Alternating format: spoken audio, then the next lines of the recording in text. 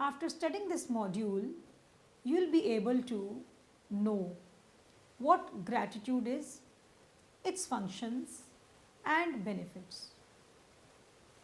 Learn the difference between gratitude and ingratitude and how to measure gratitude. Identify variables that affect gratitude, differences in its cultural expressions, ways to cultivate gratitude, and the characteristics of grateful people. Evaluate gratitude in pleasant and unpleasant circumstances and whether gratitude lead to more happiness. Analyze the building research on gratitude. The word gratitude is derived from the Latin term gratia, which means grace, gratefulness and graciousness. It is a concept that is close to kindness.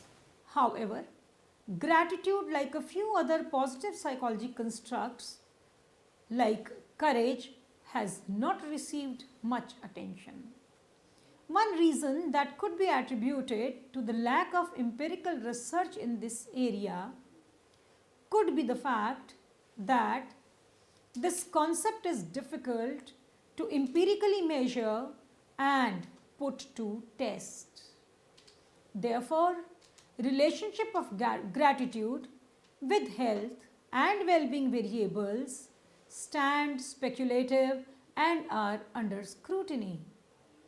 The systematic study of gratitude had its auspicious beginning in 2000 under the purview of positive psychology. Research on gratitude is focused on expression of gratitude, individual differences in gratitude, cross-cultural expression of gratitude, and relationship of gratitude with various other psychological constructs such as joy, contentment, relationship, and health. A grateful person recognizes the receipt of someone else's generosity. Perhaps the core element of gratitude is that it is a response to perceived intentional benevolence. In contrast, a gift that is resented or perceived as an obligation or whose reception incurs an obligation precludes even the possibility of gratefulness. To be genuinely grateful is to feel indebted in a way that defies repayment. Give this reality, the very attempt to repay is authentic grateful expression. Roberts in 1991 soberly pointed out that no amount or form of repayment can compensate for sacrificial gifts. When so, gifts obligate and recipient to recognize the gift and express appropriate gratitude.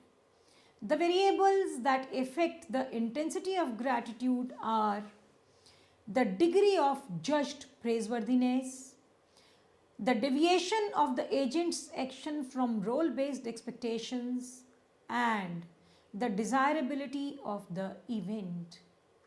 The main contribution of this model is that it specifies conditions under which gratitude is and is not likely to occur and calls attention to nuances that might remain undetected in other emotion-based frameworks. For example, felt gratitude may reflect the potential desirability of an event independent of the event's outcome, such as when someone aids in successful search for a lost child. Lazarus and Lazarus described many phases of gratitude and suggested that within an interpersonal transaction, the personal meanings people attach to giving and receiving influence their experience of gratitude. Smith 1991 identified the appraisal components of gratitude as number 1, a motivationally relevant outcome, that is number 2, motivationally congruent or desirable for the person, and number 3, credited to the efforts of another. Following Wood, Maltby, Stewart, and Joseph, dispositional gratitude has 4 elements: gratitude intensity, gratitude frequency, gratitude span, and gratitude density. A person who is high on gratitude will experience greater gratitude, and also more often he will experience the gratitude. McCullough and colleagues have put forth 3 functions of gratitude. First, as a moral barometer, wherein gratitude signals a change in one's social relationships for both the people and instills both these people with positive feelings. Second, as a moral motive, due to this act of kindness, the beneficiary is also reminded of other acts of gratitude that may have happened in past and may take a chance to reciprocate these benefactors for their kindness. Third, as a moral reinforcer, wherein the beneficiary is instilled with an obligation to continue the tradition of helping others and thus reciprocate grateful acts to other people, which starts a chain of positive acts towards mankind. Gratitude is an emotional expression of thankfulness. It also has a very strong spiritual component wherein gratitude is seen as the attitude that people recognize that they are connected to each other in a mysterious and miraculous way that is not fully determined by physical forces but is a part of wider or transcendent context. Gratitude follows an individual to appreciate everyday mundane activities with a sense of wonder and appreciation for life. Life becomes worth living if it has moments of gratitude. It has great impacts on an individual's psychological and emotional well-being as it provides continuous intrinsic rewards. Gratitude has been linked with positive states such as happiness, pride, and hope, experiences of extreme happiness, and experiences of a meaningful and productive life. It has empathy at its foundation in an interpersonal emotion that exists in an interpersonal context. Gratitude imbibes feelings of love and care. In this interpersonal context, it is highly imperative to acknowledge the cost of the gifts. The recipient must identify with the psychological state of the one who has provided it. The benefactor's giving is interpreted by the recipient as freely offered, and with that comes the acknowledgement that such offering might prove costly to or incur hardship for the benefactor. Such an understanding blends fittingly with some object relations formulations of gratitude, where it is seen as major derivative of the capacity for love. Gratitude is related to a host of positive outcomes, including subjective well-being, relational support, and pro-social behavior.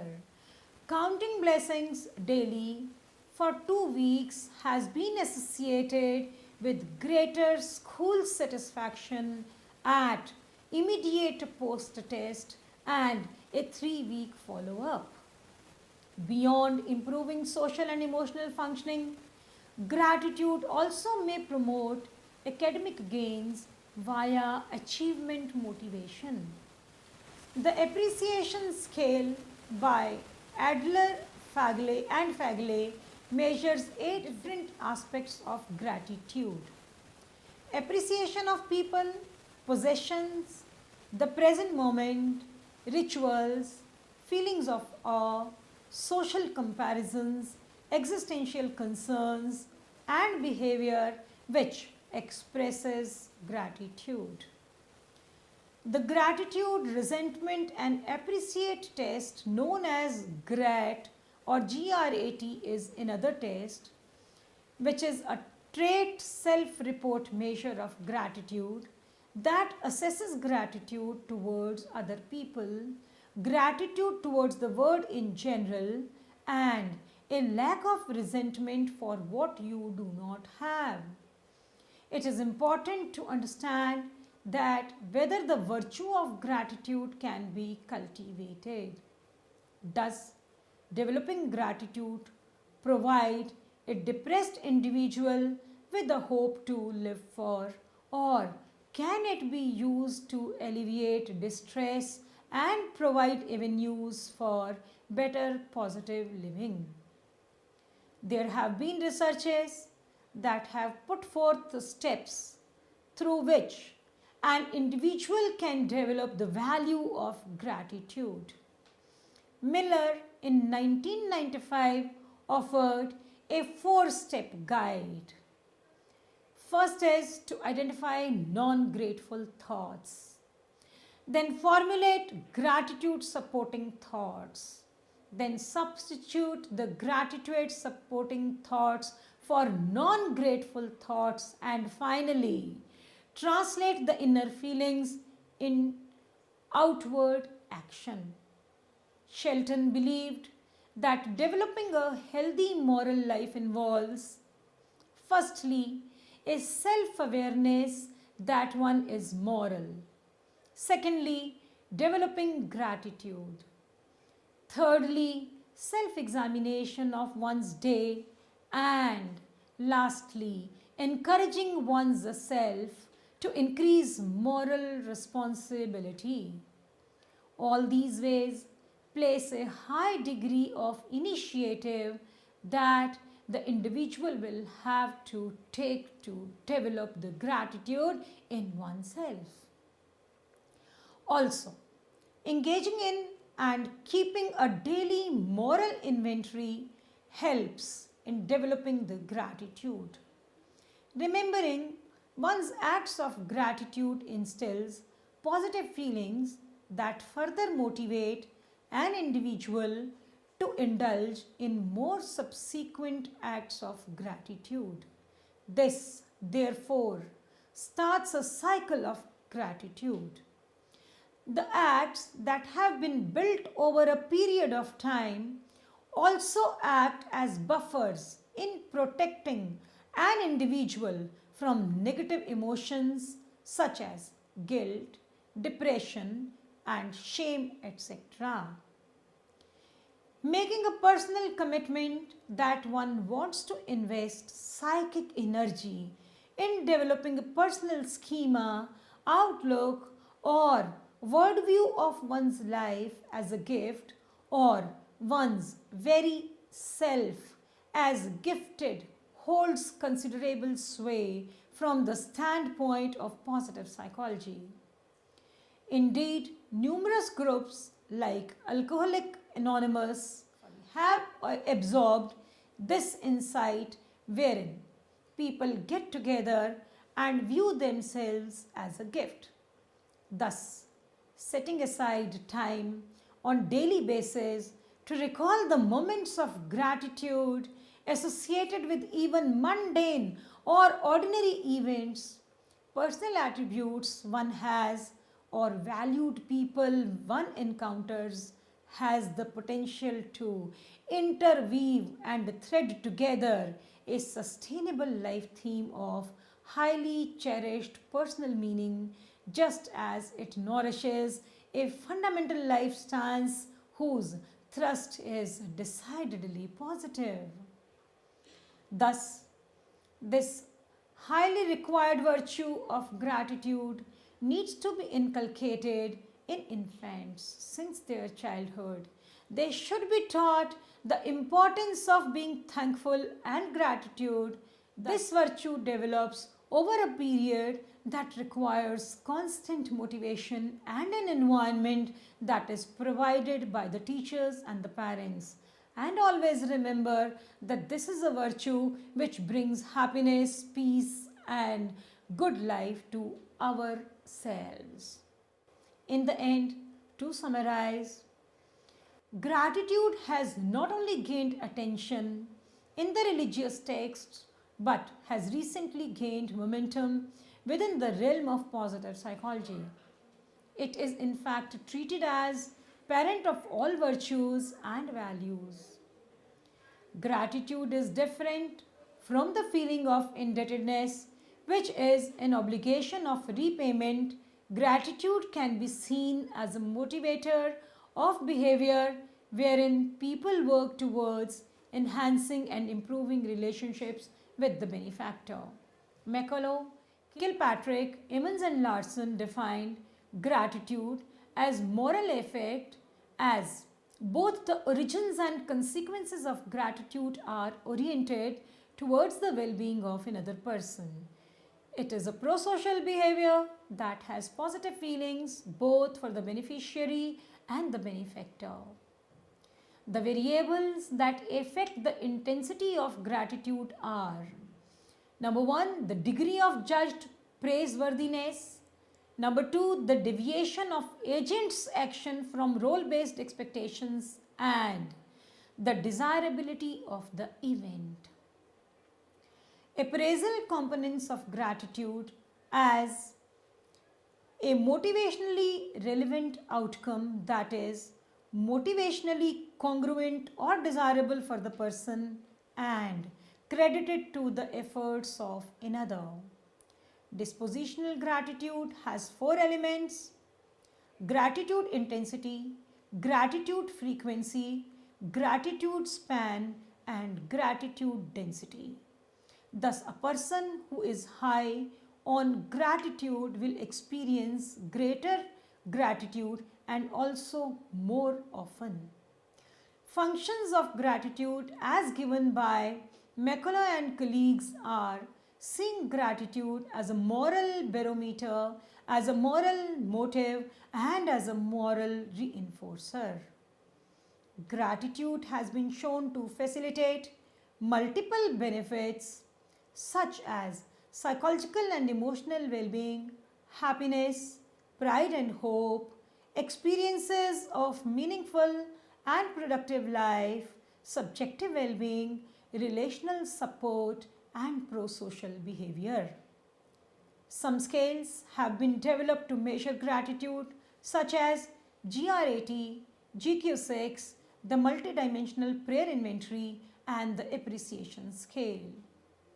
Gratitude may be expressed differently in different cultural contexts. However, it is universally expressed and appreciated. Due to its recently gained attention, gratitude research is continuously building to add to the body of knowledge. As gratitude is considered having state-like properties, it is easily cultivated amongst individuals through simple and easy interventions. People who are high on gratitude have been found to have different characteristics than people who are low on gratitude. Through various researches, linkages of gratitude leading to happiness have been found. So remember, learn to have gratitude and be thankful if you want to lead towards the happiness. The word gratitude is derived from the Latin word gratia, which means grace, gratefulness, and graciousness. It's a concept that is close to kindness. Robert Emmons, a leader in the field of gratitude research, defines gratitude as the feeling that occurs when a person attributes a benefit received by him to another. Gratitude is different from a feeling of indebtedness, which is an obligation of repayment. Gratitude can be seen as a motivator of behavior wherein people work towards enhancing and improving relationships with the benefactor. Now, let's look at the variables that affect the intensity of gratitude. They are A. The degree of judged praiseworthiness, B. The deviation of the agent's action from the role based expectations, and C. The desirability of the event. Also, Smith identified the appraisal components of gratitude as A. A motivational relevant outcome, that is, B. Motivationally congruent or desirable for the person, and C. Credited to the efforts of another. It is obvious to be grateful in pleasant circumstances, but do we also feel grateful in situations that are not so welcome? For example, in situations of trauma, natural disasters, death of a loved one, etc. We should be grateful in all circumstances. In such circumstances, an individual would be able to express gratitude only if these circumstances are perceived as opportunities for growth and enhancement. Contrast effect plays an important role here. For example, appreciating spring after winters, a feast after a fast, such events instill feelings of gratitude. Reminding oneself of things for which to be grateful was rated to be the most helpful coping behavior. Ingratitude is an absence of expressing gratitude. It is expressed when one doesn't appreciate other person's gratitude. It was noted that narcissistic people are incapable of experiencing and expressing sincere gratitude. This is the case as the expression of gratitude in a way shows the dependence of one over the other, which is not appreciable by the self sufficiency schema of the narcissists. Also, due to their feelings of superiority, they are unable to express gratitude towards other people. Now, let's take a look at the various functions that gratitude offers. As a moral barometer, wherein gratitude signals a change in one's social relationships for both the people and instills both these people with positive feelings. Second, as a moral motive. Due to this act of kindness, the beneficiary is also reminded of other acts of gratitude that may have happened in the past and may take a chance to reciprocate these benefactors for their kindness. Third, as a moral reinforcer, wherein the beneficiary is instilled with an obligation to continue the tradition of helping others and thus reciprocates grateful acts to other people, which starts a chain of positive acts towards mankind. There are various benefits of expressing gratitude. Gratitude allows an individual to appreciate everyday mundane activities. It has great impacts on an individual's psychological and emotional well being as it provides continuous intrinsic rewards. Gratitude has been linked with positive states such as happiness, pride, and hope, and experiences of extreme happiness, and experiences of a meaningful and productive life. Gratitude also promotes academic gains via achievement motivation. Feelings of gratitude are associated with less frequent negative emotions and more frequently positive emotions such as feeling energized, alert, and enthusiasm. Gratitude, like other emotions, broadens and builds. It appears to broaden people's modes of thinking as they creatively consider a wide array of actions that might benefit others. This positive emotion also builds psychological and social resources. Gratitude also builds people's skill for loving and showing appreciation.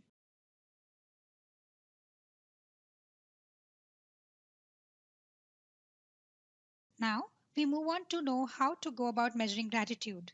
There are various measures. The Gratitude Questionnaire, also called as GQ6, is a trait self report measures of individual differences in gratitude.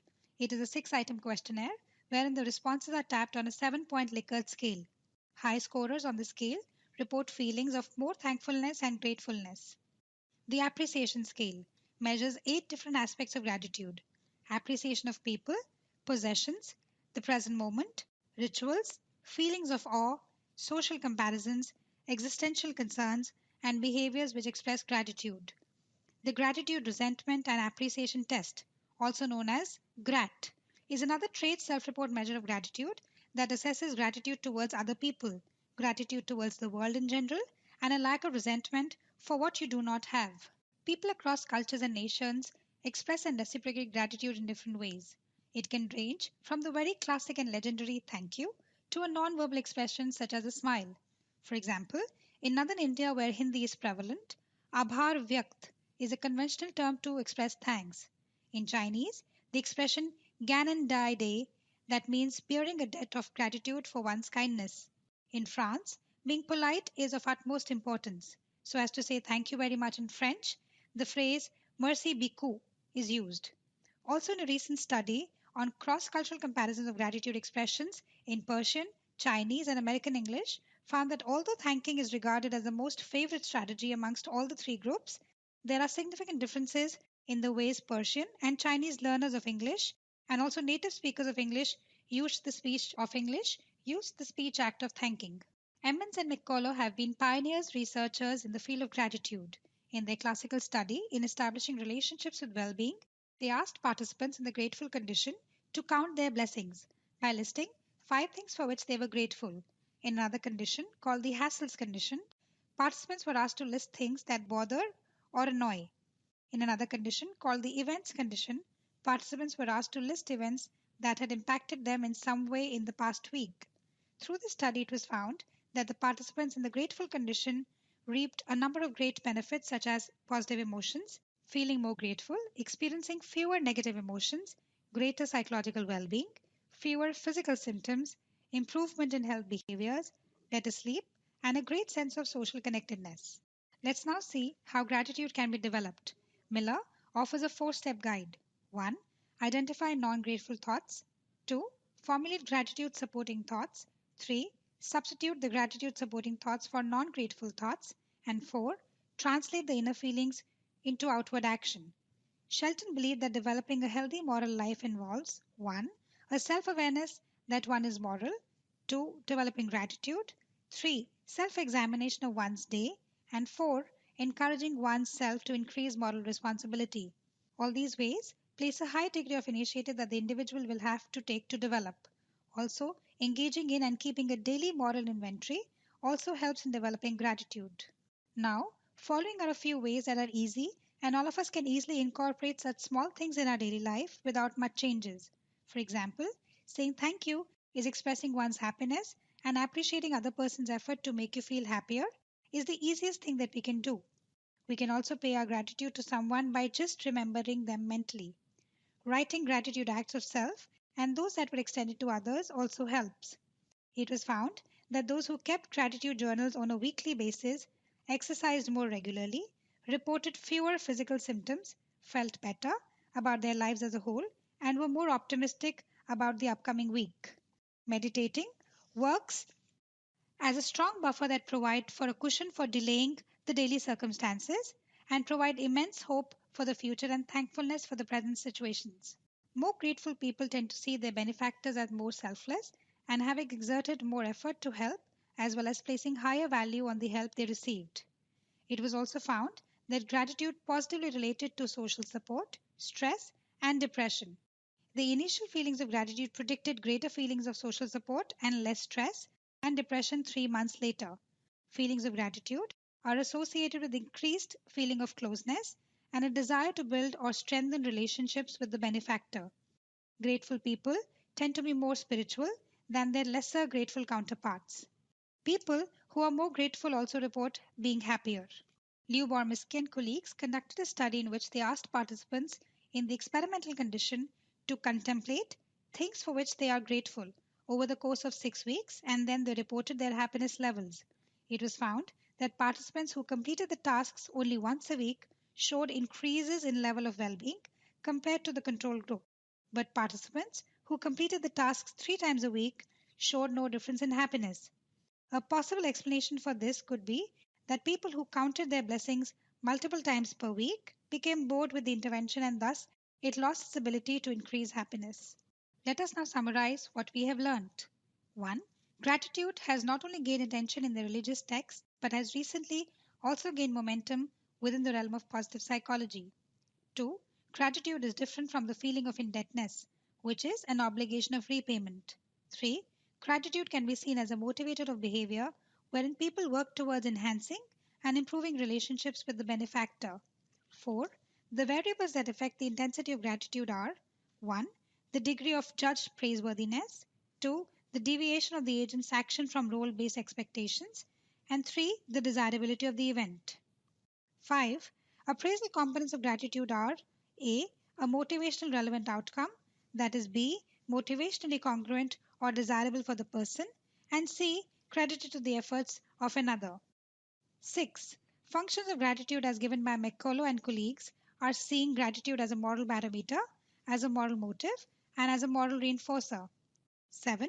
Gratitude has also been shown to facilitate multiple benefits such as psychological and emotional well being, happiness, pride and hope, experiences of a meaningful and productive life, subjective well being, relational support, and pro social behavior.